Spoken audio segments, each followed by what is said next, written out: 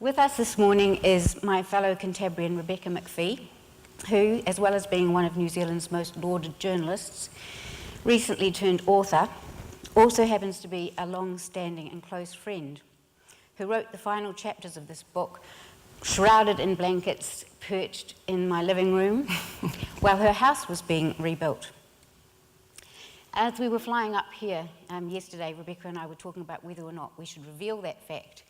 And she said to me, she looked at me and she said, well, actually, this book is all about lies and failing to reveal. So the first thing that needs to be put on the record is that we are very good friends. And our friendship began 27 years ago when both of us enrolled in the Canterbury University diploma course in journalism. And from there, our paths have continued to mesh as we've pursued careers in journalism. Becky's has been a stellar career. Excuse me if I occasionally will call her Becky. That's one of the products of us being close friends. I think it's interesting that we both cut our teeth journalistically at the Christchurch Star, which was back then a quite vibrant evening newspaper, at one point way outselling the Christchurch Press. And we came into the newsroom at a time when young women with arts degrees were certainly not wanted. And I guess both of us were introduced to the idea that the only degrees that were really valued in a journalism newsroom run by men was what they called the University of Life degree. So we had to spend some time proving our credentials, and I guess over the last 26 years, Rebecca has absolutely done that. She has edited, she has been awarded for her business journalism in particular, and one of the extraordinary things about her work is the way in which, in my view and the view of all the judges who have given her multiple awards, the way in which it translates complex issues, contextualises them, and makes them accessible to her readers. And in many ways, documenting disaster is to talk about the challenges of doing that and what the role of a journalist is in relaying and reporting in these incredibly complex and trying situations. So without wanting to over-contrive the parallels and complexities of the Pike River tragedy and the Christchurch earthquakes, I think it's quite interesting that this story actually did begin in quite an abrupt collision between those two events, the death of 29 men in Pike River in November 2010 and the Christchurch earthquakes. So I'm just going to, before we start talking with Rebecca, I should perhaps just say that we would like to perhaps talk for perhaps 40 minutes, just a conversation, and then give time for 20 minutes of the session for you to converse with Rebecca and put your questions to her. And there will be roving mics available, so hopefully with your help we'll have that conversation towards the end of the session. And Rebecca will be available for book signings in the foyer at the end. So, Rebecca, let's talk about how these two events quite literally collided in your living room in February 2011. Not quite at my living room. Oh, not quite in your living room. It was what was then my downstairs office, my home office, which has been my place of work for many years. And I'd been covering the Pike story in my normal job as a senior writer with The Listener since the explosion happened, and had just recently done, I guess, my first major piece for The Listener on trying to address the issues that I thought the Royal Commission was going to have to address, which sounds a bit pompous, and it probably was, but I was worried that we would end up with a commission that would look for the sort of proximate causes rather than the historical threads that by then I had a strong hunch were going to be vital parts of the story. So I'd written this piece, and a week or so later I had an email from Mary Varnon, would you like to write a book? Can we talk? And I thought, I don't really know, but give me a ring.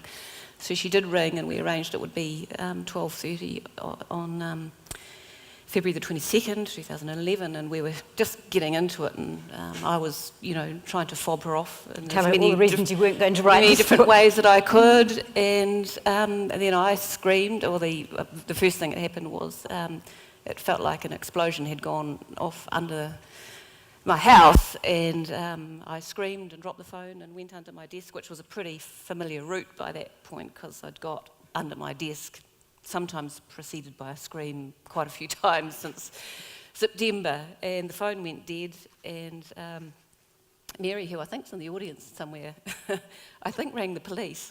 Oh, there she is. Because she wasn't aware, of course, in that moment what had happened, but of course what had happened was the 6.3 magnitude earthquake, which the epicentre of which was about a kilometre away up the hill. And so that was, I guess, this kind of strange, ironical moment where these two twin tragedies literally interlocked in my life. Mm-hmm. It was actually quite a long time after, understandably, having to move out of your house, deal with the incredible trauma of those first months. It would be, what, a year later before you actually did sign that contract? I think, again, Mary would probably be able to tell me, but I think I continued to fob her off for at least a year, and I think it might have been about 15 months or so. I remember sitting on the contract she'd managed to wangle into my inbox and still fretting about it, whether I could possibly... I suppose the issue for me was I'd continued to cover the Pike story and the earthquakes for the listener. The Royal Commission was going on. I was spending weeks on the West Coast, and of course every time I went to the West Coast I worried that we were going to have another aftershock, and somehow this sort of madness continued, but the Pike story remained enormous for me. And the issue in, writing a book was, could I bring any value to this? It was a topic of such extraordinary gravity. It was like, although I was living, the other catastrophe, which also involved multiple casualties. I'd never covered anything as a story like Pike before. Right. A lot of people have sort of wondered and asked rather, I think probably you find it quite an irritating question, or have done in the past, is, given the tumultuous thing that was happening for you, your community, I think people who were in Christchurch or have been to Christchurch would have seen how literally, everything had fallen apart, the infrastructure. I can remember that winter. How did you have the focus and the energy to commit to that story? I was probably quite lucky in that the Royal Commission conveniently occurred between major aftershocks. So we had February, and between February and June, the June aftershock, I did some work on the Pike story. There wasn't a lot that could be done at that time because the Royal Commission was getting geared up and nobody was talking, and really I felt obliged to allow that process to sort of cement into place without kind of, adding fruitless stories to it. And then we had the June aftershock. So that was, another refocus on the immediate calamity. And then the Royal Commission began in July. Yeah. So, and then at the December aftershock, well, the Commission was in recess at that time. Yeah. So it was helpful. In the foreword to your book, you wrote, in the end, I felt that if I could make a contribution to this story, then if I could not make a contribution to this story, then all 26 years in journalism were worth naught. I wanted to make the Pike story understandable to a wide audience, families and friends of the 29 men who were grieving, New Zealanders who wanted to understand how this could have happened in their country in the 21st century, and also the leaders of business and organisations who must learn from it. Now, you wrote that in your introduction with the benefits of the Royal Commission behind you and an enormous amount of detailed research and more than 100 interviews under your belt. But I recall very clearly that from the moment of the explosion, while the rest of the journalistic in the country were focused on, understandably focused on, this extraordinary disaster and the drama and the human anguish, you almost instantly, I remember, turned to the prospectus. You started sleuthing, and all your intellectual processing as a historian, as a business journalist, you looked for the cause and the entrails of those documents. I always remember being struck by that. Can you talk to us about that approach and why your particular skill set as a journalist put you in that framework and what you discovered as you started examining those sort of corporate entrails? Yes, I have done a lot of business writing over the years, and I've covered a lot of business failures, major business failures like Feltex and Fortex and South Canterbury Finance amongst them. But I've also actually written about health and safety quite a lot earlier on in my career when I was mainly freelancing actually for a specialist health and safety magazine. So I had kind of that thread in my mind, and I'd also spent some time being an industrial reporter for National Business Review, so I had a kind of instinct for labour relations and worker conditions and how they manifest into kind of wider consequences. So I suppose in that awful weekend, I suppose all of my experience, I didn't think about it this way at the time, but I think all of my different threads of experience came into one thought, which was that, I knew, as probably, anybody who was thinking about this seriously knew, that stuff like this just doesn't happen. You don't blow up a mine because one guy does one stupid thing on one day.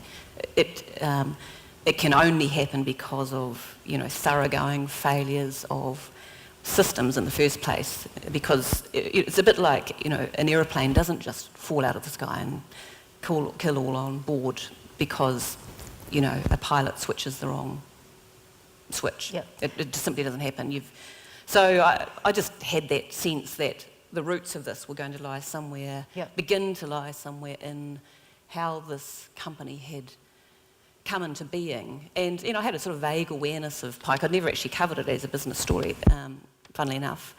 But I'd been aware, in fact, my husband had been, as an engineer, had been involved very, very early on in looking to tender the road. And it was, years previous. Yep. And so I was vaguely aware of, there were constantly, stories of delay in the newspaper and another capital raising. And so I had this sort of crude abstract package in my mind of something's wrong with this Yep. company. And I had probably very early on also one of those, as you know, as a journalist as well, sometimes somebody makes a sort of a very kind of simple observation to you, but it lodges somehow in your mind as being relevant. And a good friend who works in the energy sector said to me, probably about day 3 after the explosion, you need to look at New Zealand Oil and Gas. They were the promoter of this mine, but, they had no experience in coal mining. And it was as simple as that. It was that conversation. And I think that was what further kind of convinced me that I had to root around in the history. Yeah. Mm. So just without going into the very lengthy and complex lead up to the actual beginning of mining, because we could spend hours on that, can you just maybe speak to us about what were the couple of fundamental things about the way New Zealand Oil and Gas and Pike River, the sort of the genesis of it in terms of what they omitted, particularly around the geological reports and the understatement of the methane risks, the gas risks, because to me that seems to have been an incredibly important beginning of the laying down of lies or misstatements. Yeah, it is. I suppose sometimes I think about Pike as, can I deliver Pike the abridged history? And it would go something like 1982, businesses associated with Tony Radford, who had set himself up as an oil and gas entrepreneur, took the Pike licence. Some geological exploration occurred at that time. Thereafter, literally nothing happened to the licence for 10 years, when they managed to get funding from the Japanese government to drill some holes for further geological investigation, because in the meantime, NZOG, as the company, was conceived in its current state as a corporate body. NZOG travelled the world trying to flog off the licence to see if they could get a partner with money and expertise to develop it, couldn't find anything. And then 1996, they decided, well, we're either going to get a mining licence out of this or we're going to have to let it go. They got a mining licence. There's a whole story about the regulatory robustness about that. Having got the licence, they then decided that the only way to add value to it was to get the resource consents and find a partner with money, which they found. They found an Australian mining consultant that was willing to do a final feasibility study in return for shares in the company. So that feasibility study was already in some ways compromised? Of course it was. Yeah. How can it not be? I mean, you know, I interviewed that consultant, and of course the consultant thinks that, because consultants will always say this, anybody who's compromised will say that they're not, but it's straightforward, you know, where are the incentives? And so all of this time, although the claim was later made that, you know, Pike had been explored ad infinitum, it absolutely had not been. It was very lightly explored.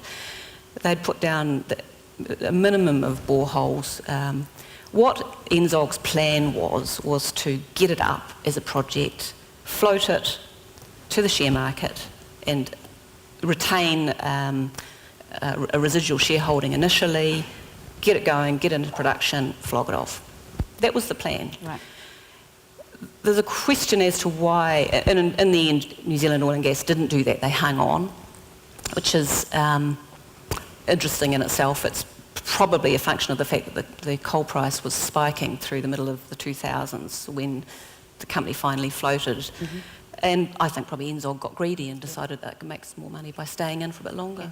Can you just briefly recap this critical issue of the gaseousness of the seam of coal? Yes, so coming back to that. So there was always a sense and knowledge that that seam of coal was very gassy. I mean, and you're living in an environment where there'd been gas explosions for 100 years, you know, Brunner, Dobson, Mount Davey, which was an explosion, it was a gas outburst, 2 different gas outbursts and 3 men dead only a few years previously, very close by. And there were people, there were geologists in one particular in the region who had as much detailed knowledge as anybody really about the gas content of the coal there, and another geologist who was in Christchurch who had the Pike coal seam was her speciality. She knew more about it than anybody in the world, and both of them knew that not enough drilling and sampling had been done to assess what the true level of methane gas in the coal was. And methane is, probably everybody in the audience now realises, is, you know, one of the core risks of underground coal mining. And secondly, that they simply hadn't done it, they didn't have a good enough understanding of the strata, the stratigraphy as it's called, the way the different geological strata behave in certain circumstances. Both of these people tried to raise the flag, blow the whistle, and of course, you know, both were burned off. And in the prospectus, in fact, is it not correct that they actually misstated the level of... Yeah. And I think in an absolutely cynical way, Pike's the minimal drilling that Pike had done did show that the methane levels in some parts of the seam where they would be mining were what would be regarded in mining terms as high, and at least moderate to high. And in fact, some of their own company documents, some of the consultants' documents described it as moderate to high. In the prospectus to float the company to shareholders in 2007, the only reference to gas of any meaning is the statement that the gas in the Brunner coal seam, of which Pike is part, is low to moderate. It's a straight out deception. And even from a sort of a potential investor's point of view. Absolutely. Given that was one of the prime risks for anybody investing in this company. Yeah. Absolutely. And I mean, I think there is a whole chapter there that could be written about shareholder rights. Yeah. one of the things that struck me about the book when I read it was, as you were writing it in a very litigious environment. There was the commission rolling, there were charges, there were police investigations. So it was, from a journalistic point of view, a very high-risk environment to be actually committing to a book, as opposed to the sort of the more freedom you have when you're writing for a weekly publication with a big corporate behind you, in case of any kind of defamation action. It struck me when I was reading the book that you meticulously document every single step of the way while not losing the drama that carries a reader through this complex material. But the way you do it is simply by, well, it's not simple at all, but you knew precisely what was happening on the ground, in the mine, with the men, with the equipment, and you juxtapose the corporate story with the actuality, with very little comment, incredibly restrained. Can you just talk about that technique, and then we might just give some examples, and perhaps I might ask you to start by reading one of the examples that really struck me, where you contrast this corporate with its glowing environmental record that had looked after this fantastic, beautiful natural landscape, and then you juxtapose this with what was actually happening. Would you mind just reading? I think it's page 98 or 99 in the book. Yes, so this was a section where I've been describing the environmental management of Pike. And one thing that people who are interested in this topic really have to try and understand, and it's difficult because it's, nobody can go to the mine without permission, is it is unbelievably beautiful. It's the kind of place that normally you only see when you've tramped for 2 days. So Pike had indeed taken its obligations of environmental care seriously. No native podocarp larger than 60 centimetres in diameter had been chopped down without the explicit permission and supervision of the Department of Conservation, with the result that the project made only the tiniest dent on the vast expanse of the Paparoas. The company paid trappers to control pests over a 1,350 hectare area, eradicating hundreds of rats and dozens of stoats that would otherwise have preyed on the nests of endangered native birds such as whio and kiwi. The position of environmental manager, held by Ivan Liddell from early 2005, was one of the few posts within Pike's senior management team not afflicted by constant turnover or Whittle's tendency to dominate and micromanage. At the end of 2008, the Department of Conservation bestowed an award on Pike in recognition of its efforts to marry mining with a high standard of environmental protection. And in early January 2009, the Minister of Conservation, Tim Grosser, visited the site and lauded it as a, quote, showcase of modern mining. There was, of course, no mining going on at the time of Grosser's visit because the ventilation shaft was in the process of collapsing and the place was in the grip of crisis. And when the construction of the Alamak Rise, bypassing the massive rock fall in the ventilation shaft, was completed 5 months later and ventilation restored, precious little mining could occur because critically important machines in Pike's gleaming fleet of modern equipment didn't work. So, classic example of what you illustrate over and over again in the book. As a layperson, one of the things, you have given the book the robustness that it could withstand scrutiny by engineers, by geologists, by corporates. But I think one of the things that, struck me most forcibly was, and as a layperson, is this failure to provide an adequate exit, a safety exit. Now, that seems to me so simple as a layperson that if, in the event of any incident, it was going to be well nigh impossible for those men to get out of that mine. Yeah. And I just, how could that have been allowed to be? You describe, perhaps you could describe for people the layout of that mine and what actually was the only escape route. So access to the mine is through what's commonly referred to in news stories as the Stone Drive or the Stone Tunnel, which is 2.3 kilometres long, running uphill at a 1 in 11 gradient. Then you enter the coal seam area called Spaghetti Junction, where all of the the mine infrastructure runs through, so there's water pipes and air pipes and electrical cables all channeling through this area that came to be called Spaghetti Junction, informally, I think, but it's kind of taken on a proper noun status. And then the mine development was to go up to the northwest beyond that, which was where they'd begun hydro mining, and there was some development to the south of there.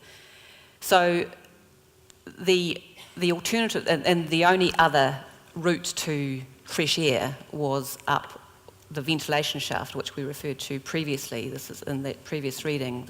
This is a 4.2 metre shaft, literally straight up from the coal seam through 110 metres of ground to the steep forested ridge on top, which is of course in the middle of the Paparoa Mountains, which is, wet and rugged, and it rains for 6 metres of rain a year. So that was, except it wasn't quite that either, because the ventilation shaft had collapsed and it had to have this kind of dog leg built into it, which was what was referred to as the Alimac rise, which was a narrower shaft that was put in after the collapse that went up to the side of the main fallen down shaft and then joined. Yep. So if we look at the event, this catastrophic event, had anybody had survived long enough to be able to make it to that shaft, can you read that passage in the book where you describe under non-emergency conditions, and presumably, but with mining equipment on, they trialled this. They trialled what would it be like trying to escape up this. These strong miners. Can you just read that passage? This passage begins with talking about a man named Matt Cole, who was a very fit guy. He is and was a member of Mines Rescue Service, which is a pretty gruelling regime that those guys have to maintain. Matt was always very worried about this supposed access route, so he had tried it. So this reading begins with his experience of that.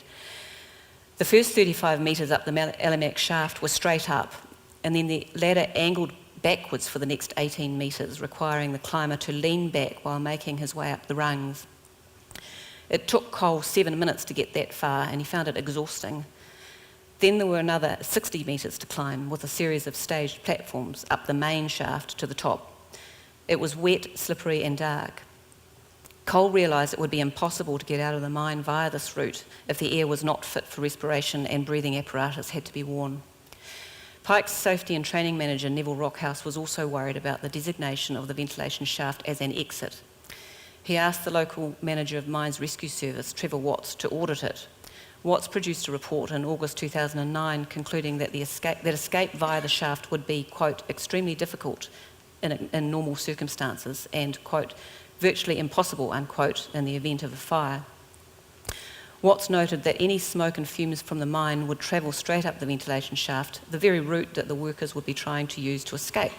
It would be like trying to escape a house fire by climbing out the chimney. And in any case, the ladder could only take 8 people at a time, yet there were as many as 60 people underground on any given day. The report was passed on to Peter Whittle. As part of a risk assessment of the emergency escape route, a trial exit up the ventilation shaft was arranged in October 2009. Whittle was asked to attend, and Rockhouse training manager Adrian Couchman and engineering manager Nick Gribble were also in the trial group. In the lead up to the exercise, there was some light-hearted email banter about which of the 4 men would make it to the top first. When the day came for the trial, 3 of the 4 men met at the bottom of the ventilation shaft. They waited for Whittle to arrive, but he didn't show up. It turned out that Gordon Ward had more pressing corporate tasks for him to attend to. These detained him in his office. Couchman and Gribble decided to go first, clipping themselves into fall arrest harnesses and making their way up. At the 50-metre mark, they were completely exhausted. They looked at each other and said, "We're not going any further," and decided to climb back down. They were soaking wet and physically spent when they reached the bottom. Gribble said to Rockhouse, quote, "As long as my ass is pointing to the ground, this will never be used as a second means of egress," unquote. It took until March 2010 to complete the risk assessment process. Meanwhile, Rockhouse lobbied for the installation of a specially designed refuge chamber underground at the cost of $300,000 as an interim measure until a functional emergency exit could be built. The spending was not approved. Instead, a rough shelter was made out of flame-resistant brattice cloth at the base of the slimline shaft. There was a highly pressurised pipeline running through the shelter, draining methane away from the coalface and up to the surface. But nevertheless, the place came to be known as the, quote, fresh air base, unquote. At November 19th, 2010, it was the mine's only refuge. The ventilation shaft, despite being known to be entirely unsuitable as an escape route, remained Pike's only second means of egress. Planning for a proper emergency egress was underway in November 2010, but nothing had been built. It strikes me that, that was illegal. Yeah, it was. That was illegal. That was against the law. Why wasn't the mine shut down? And talk to us about the role of the Mines Inspectorate and the Labour Department in that. The Mines Inspector at the time was a man named Kevin Pointer, who was quite an experienced miner, and he wasn't happy about it. And he was the only in the country? At that time there were two. He was the only one on the West Coast. There was another man who was based in Dunedin at that time. But they both had to cover the whole country, so they had massive amounts, plus they didn't only cover underground coal mines, they covered tunnels, quarries. There was something like 1,000 sites that they were responsible for monitoring and inspecting. So the other thing that was important as a context for Kevin Pointer and how he viewed Pike was that the department at the time had a policy of so-called negotiated agreements with companies that were deemed to be forward-thinking and willing and with progressive health and safety-minded policies, and Pike was one of these. And nobody seemed to have any reason to think otherwise because it was this, bright, shiny new pin of a company. Yeah. Kevin Pointer, the inspections, the visits were reasonably infrequent, but he had got to the point where he was not happy and he'd asked for their plan for what they were going to do about it. I think in time he would have found the means to start to wave a stick around, but... You've got a passage in the book where you really, and it will resonate with Wellingtonians, it certainly resonated with me, where you just have this sense that public servants, the power and the courage to say stop, you can, there's this wonderful system, checkbox system we have for, risk horizons and flagging up risk and managing risk, and the public sector is rife with reports and strategies and templates for flagging up the status of a project. This guy tried to use those tools, didn't he, to flag it up. In fact, he did put it on the record. He did. He put on record his general view that he was unable to do his job, basically. So shall I read? Yeah, I'm just wondering, we're going to run out of time for questions. Yeah, we might have to leave that and ask people to come back to it. Yeah. It was all about the response, I suppose, if I was to abbreviate that. Every month he would put in his official paper, there aren't enough of us to do this job. Yeah. And a very familiar story in deregulated New Zealand, in fact, where we have these complex reporting systems, but for people on the ground actually physically truth testing what's in those check boxes. Yeah, and I think the thing that was so startling to me when I got the papers from the Department of Labour was that the way his alarm was processed within the system was to arrive at a point on a report which says limited mining resource, may have service failure, very constrained service, reputational risk and an event. I think that will be so familiar to so many people in so many contexts in this city. Yeah. Documenting disaster, actually. Yeah. Let's go to, I think we've got probably just time to talk just briefly perhaps about the book actually devotes quite relatively little time to talking about the actual explosion and what happened, and you explained that to me, and it was sort of a bit of a revelation for me when you talk about it wasn't actually a march to disaster in the end, was it? It was a sprint. Yes, it was. I mean, I think the thing, in understanding Pike, you have to understand that although it had been a long time in the making, and there'd been, it had talked a big story for a long time, it actually wasn't even really a coal mine yet. It had barely scratched the coal seam, and it took, when I went to the coast in January 2010 to sort of attempt my first kind of more comprehensive story, I found this diesel mechanic who was a specialist in being a diesel mechanic in underground coal mines, and he'd worked in coal mines for 30 years fixing the machines, and he was so angry. He knew he might well have been underground himself that day, but he just didn't happen to have been. The company had gone broke. He was down 150 grand that he was unlikely to ever see again, because that was what they owed him at the time that they went broke. And I just remember him saying to me, and this was sort of another those important sort of moments of, kind of intellectual, mental milestones, I suppose. He said, they blew the bloody place up, and they'd only just touched the coal seam. And I remember, I can still hear his, words, and because that is the truth, the entire time that Pike had been a story and a brand and a corporate entity, it had been developing a coal mine. It had got into coal, sort of, and then it had got into difficulty because then it got back into stone because they hadn't explored properly, so they didn't know the stone was there. So they'd finally got back into coal.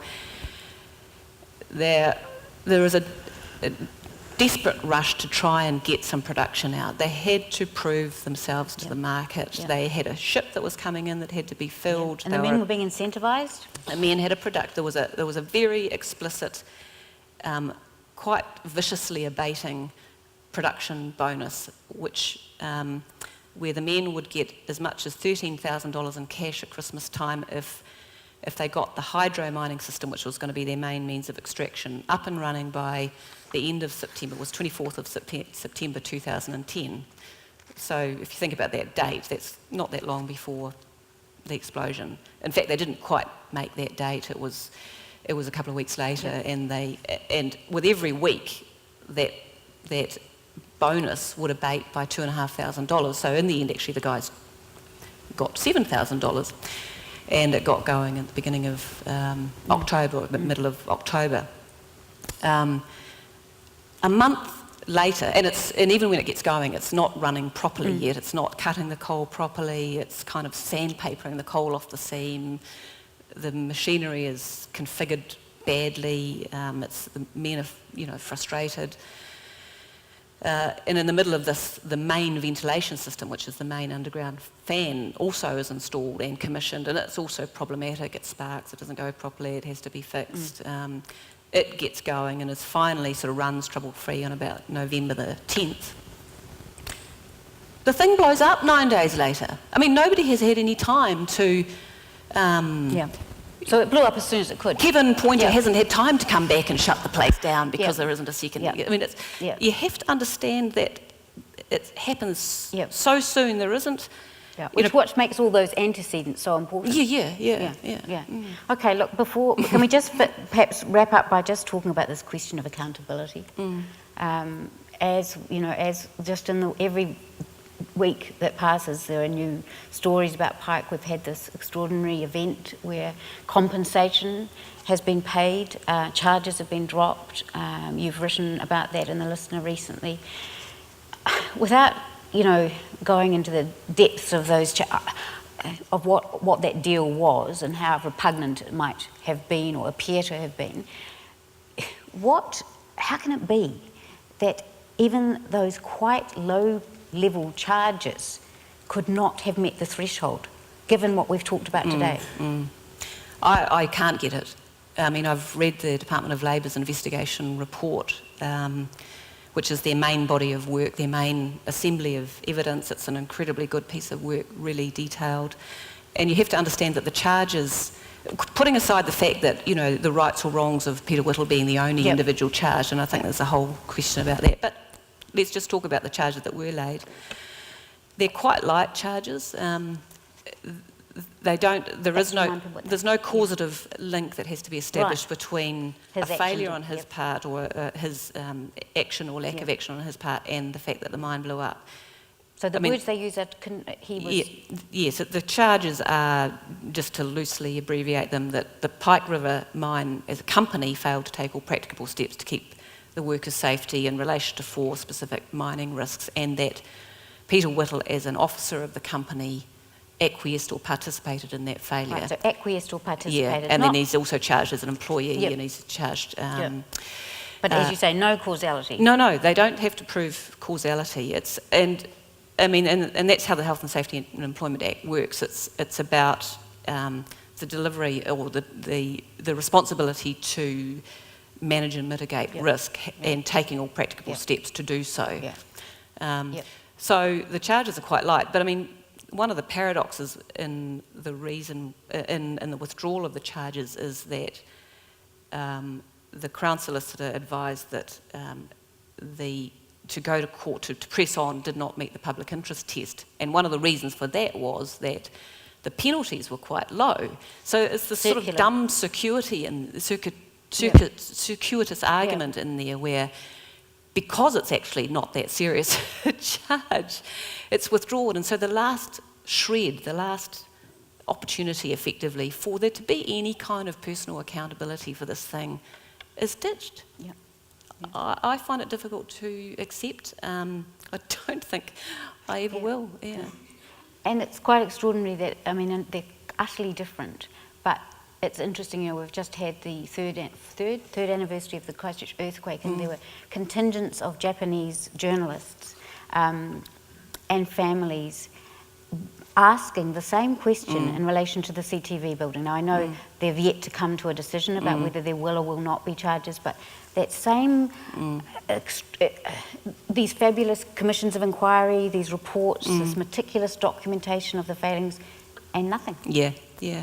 And I think I personally feel braced for a similar outcome on the CTV building. The parallels are startling between the two stories, really. And you know, we may well get to the point where the police have to put up their hands and say, look, too complicated, too difficult, too low a chance of success, and nobody will be held accountable as well. And I think as a country at that point, we are going to start to have a serious issue of confidence in the ability of the law, and not only that, of senior members of the community, senior members of the corporate world and of the professional world, simply failing to have the capacity and the leadership to say, I was there, I was in a position of responsibility, I had the ability to influence the outcome of events, I had a duty to act, I had a duty to ask, and this failed on my watch, and I am sorry. And we haven't seen that in Pike, and we haven't seen it in CTV. Thank you. We now have, I think, 15 minutes for questions, and I'm going to find it very hard to see people with lights throwing at me, but maybe if our mic runners could help identify questions for us. Thank you.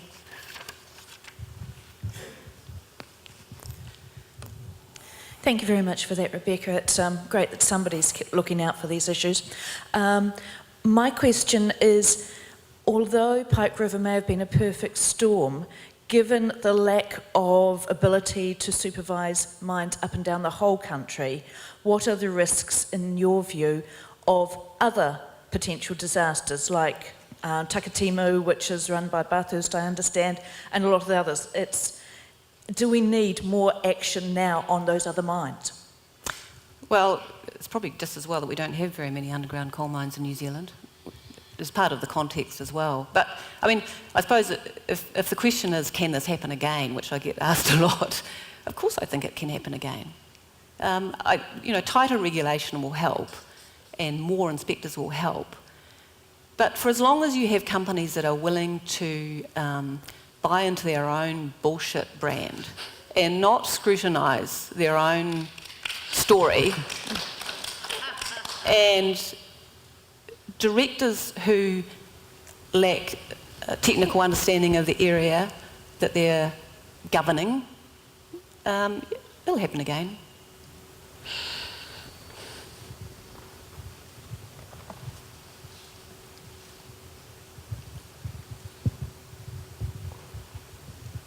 Following that up a little bit, I'd like to take you back to early in your talk where you said that before the disaster something wasn't quite right with the company, and you commented on the perverse incentives that consultants had clearing the way for it to proceed. Both of those are matters that early warning can be useful on, and it's where journalists have a particular responsibility because you're there sniffing the stench coming off well before it turns really rotten. And it seems to me that there's actually quite a lot of cases where that sniff test has failed, and there are relatively few journalists who really push it along. I do have in mind Chalky in the Don Post here, who I think is an example of the sort of journalism I have in mind. I wonder if you'd comment on the journalistic profession's role in this, in giving early warning and in putting the heat on directors who don't perform. Yeah, I mean, I have to agree. I think we did a bad job in this and in other corporate failures. We are an industry that's run down and against the wall, and one of the outcomes of that is that there's not a lot of time available to reporters to scrutinise. There's not a lot of appetite amongst the proprietors for stories that invite legal risk. And also, I think to be fair on myself, because I should have been one of the people that was doing exactly the sniffing earlier on that you're talking about. So yeah, I think everybody has to take their share of this disaster. But it is when you've got a company that's actually in existence and not yet broke and has not yet fallen over and had a disaster, it's actually startlingly hard to investigate. I mean, you have no access as of right to information other than what is put out through the stock exchange. I mean, you can root around for contacts, but it'll be denied. You don't have access to board papers, you don't have access to operational reports, you have not, the Official Information Act doesn't cover the corporate world. So it's very difficult to get a story to stand up about a company in trouble before it tips. What you can do is, and Chalky is a great device for this because it can use satire and comment to say and what should have been said in Pike, what's really going on with this company, and point out the facts, which is that it had never met a single one of its projections or its promises and its forecasts. It was forever needing to come up with more money. It was forever stumbling from one mishap to the next, and all of that was on the public record. And basically pull the obvious together into a story, and we need more of that. And that kind of reporting would have helped with finance company disasters, and in particular because a lot of that stuff was there to be seen if you went looking for it and had the confidence to stand it up and produce it as a story in a way that an editor would tolerate. Not sure if that answered your question, but... There's a question up the back. Rebecca, could I just ask you, I found the role of Tony Cockshorn in the book very interesting, because it seemed to me, and it's about 5 months since I've read it now, that when he first started, he was actually part of the company, and now he's become the biggest critic. I was wondering if you'd like to comment on that, and also on the role of Bernie Monk, and where you see his future advocacy for the death of the miners will go. Yeah, Tony Cockshorn he wasn't part of the company, although he kind of more or less unofficially was part of their lobbying machine, really, and very willingly so. Tony was an enormous fan of Pike. He wanted development for his town. Ever met a mayor who doesn't want that? So of course he wanted it. And the town was proud of that mine. It was it was part of a whole coming out of recession for the West Coast, which, you know, also involved the growth of dairying and the development of Spring Creek, and so the coast was doing well on the commodity price boom and the fact that that seemingly allowed pike to go ahead. Of course he wanted that. And then maybe that, like everybody else in the town, made him deaf to the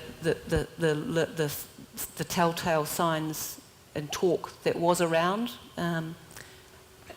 I think there was less talk, because I went looking for that question, was there a lot of talk? Had the town made itself willfully deaf? And in the end I had to conclude that there wasn't really a lot, there was a little, but not a lot. And I think that goes back to the fact that that hadn't had time to kind of coalesce yet, because, you know, sprinted towards explosion, and the explosion happened before people could begin to comprehend what was really happening.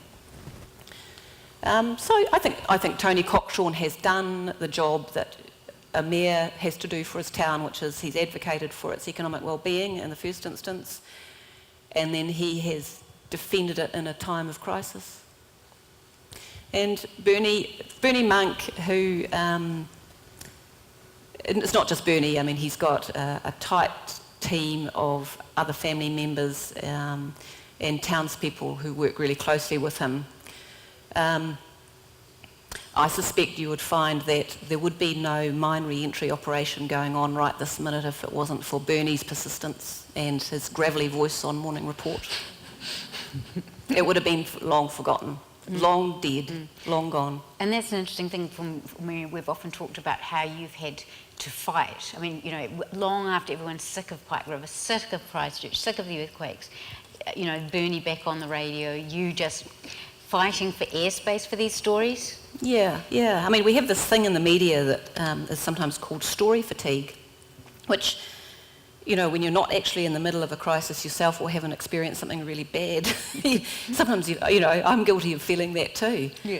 But I suppose that was where, in some ways, for me personally, the two crises have been totally, not just parallel, but I suppose one almost in my mind, because it changed me, you know, the earthquake has changed the way I see the importance of people's individual stories, and I suppose the individual truths that people who have witnessed something or been witness to something, that the total validity of that versus the tendency in the media to go for what the big people say. Yeah. I remember you saying how it had restored your faith in reportage, just storytelling. And Rebecca would often literally get on a bicycle and cycle out to that wasteland in East Christchurch, you know, where the roads were non-existent and washing into the river, and door knock, and she had relationships with, you know, people in their miserable houses, and she would check on them, and you were reporting. It was like a war zone, and you did the same in the West Coast. You know, you weren't captured by them, but you were fed by them. Yeah. I suppose. How can I say? I loved meeting people and becoming. I mean, what the great thing about often as a reporter, you even as much as you try not to, you do tend to sort of come into somebody's life and then you're gone again because the story's finished or whatever. But the great thing about writing a book, which this is probably the part that I love the most, is that you didn't have to do that anymore. I felt that I became not intimate, not that. You still have to remain your objectivity, but felt like I came to understand how people lived their lives and what was of importance to them and what they valued, and I came to know other families and how they worked and the connections that hold another community that I didn't know that well together. And, you know, that's just amazing richness, and that's one of the incredible privileges of being a journalist, yeah. One more, perhaps.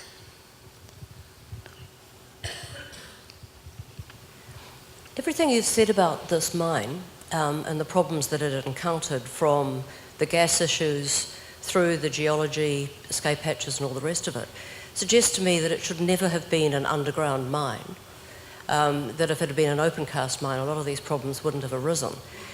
Are we at risk in New Zealand, do you think, of putting the environment, because you referred to the fact that this isn't a very beautiful place, ahead of human health and safety when decisions are made about the sorts of mines that we develop? Yes, I suppose so. I wouldn't cast it in that way in relation to the Pike story. In some ways, that's what happened in Pike, because all the money was spent above ground, including on environmental management. But that's a relatively minor part of the expenditure that occurred above ground. I mean, the money that was spent above ground was on things like an incredibly expensive coal processing facility that never worked like it was supposed to at $20 million, a road that curved beautifully through the bush, and a pipeline that took the coal away from the coal seam, and beautiful buildings nestled into the bush. I don't know whether you're referring to the argument that is often heard that, the environmental lobby stopped Pike being developed as an open cast mine as it supposedly should have been. Is that what you're meaning?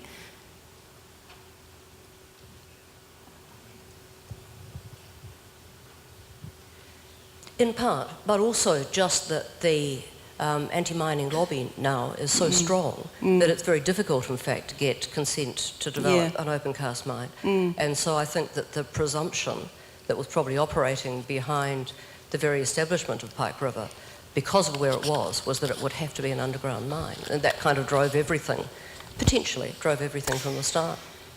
Yeah, possibly. But I mean, the other way of looking at that is that NZOG went ahead with Pike as an underground coal mine operation, knowing it was, when it got its mining licence, in other words, at the moment when it elected to develop it as a project was in 1996, by which time it had been in Department of Conservation land for a decade. The Pepero National Park had been in existence for a decade. I mean, as a responsible corporate, it knew the risk of the fact that it was wanting to exploit a mineral resource in the midst of conservation land. That was their responsibility to assess that and then manage it once they'd decided that, yes, we do want to do that, and the way we're going to do it is by developing a really great underground mine. In other cases,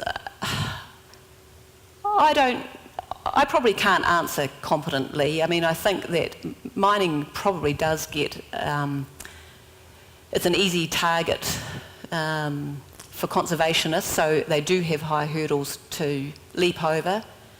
But we know, we are beginning to understand in New Zealand what the consequences of mining the land without adequate environmental care are going to be, and you only need to look at the dairy industry to know that the risks are enormous, and once you've lost that, once that balance has been got wrong, it's too late. We're going to have to finish, I'm afraid.